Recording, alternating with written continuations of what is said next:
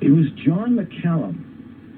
After he disgraced himself and Christopher Freeland said, okay, either he goes or I go, because he took Meng Wanzhou's side during that whole horrible thing when they kidnapped the mics. Right. You know, he goes back to doing what he was doing before. He was making money in China. And he said on the record, this isn't like a ceaseless disclosure that was handed off to one of us in material that's a racket. In an on-the-record conversation with a reporter from South China Morning Post, John McCallum said, yeah, I'm advising my former interlocutors in the Ministry of Foreign Affairs in China to conduct themselves in such a way as to assure the re-election of the Liberals and the defeat of the Conservatives. I recall that. Yeah, and he was a former ambassador. Wait, Terry, while I've got a moment, let me ask you, because you say they're not all Liberals, this rogues gallery, by the way. The New Democrats have their share, and the Conservative Party, you're right. Let's just say for now that the Conservative Party has a very serious problem that needs attending to. Very serious. Yeah. What are you alluding to? Well, I've got to get into this root and branch. I've got I've got to, lay it out. I've been watching this for years. Some of the guys involved in that cash for access thing with Trudeau moved over to donating to the Conservative Party. They really did monkey wrench the Conservatives and saw, they were really, really involved in seeing to it that Aaron O'Toole would be defenestrated. They set up, what was it, the Federation of Canadian Conservative Organizations, and stuff like that. And they were the same names, by the way, the same people. They just kind of shifted over.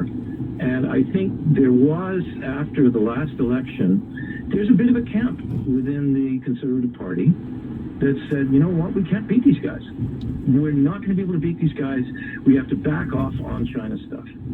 O'Toole, he articulated a policy on China, on Hong Kong, on the Uyghurs, on Chinese interference in this country, on Canada's economic relationship with China, on Chinese state-owned enterprises, page and a half, praise to the skies by Chinese Democrats, Hong Kongers, Uyghurs, and so on. I mean, anybody, you could be a socialist, you could be a New Democrat, you would be proud of that policy if you're a Canadian.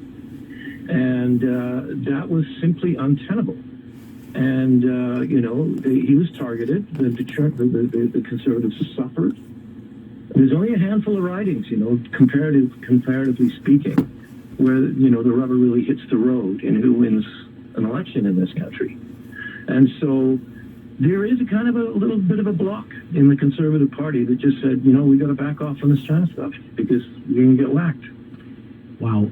Well, you've done a deep dive here at the inquiry that I guess may or may not take place. I wonder if it'll go as deeply as this, but you do cite in your Substack piece the Chief Electoral Officer, Jean-Pierre Kingsley, who says the reason why this is important is that the legitimacy of government is what is at stake. I hope enough Canadians care about that. Terry Galvin, great reporting.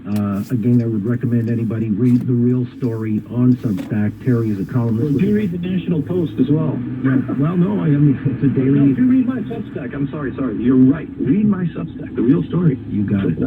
Terry Galvin, columnist with the National Post. I appreciate your time as always, and keep digging.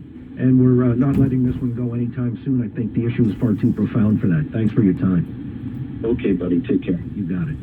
Well, we'll come back. Maybe turn to some lighter matters or not. Issues to be addressed in no particular order. Andrew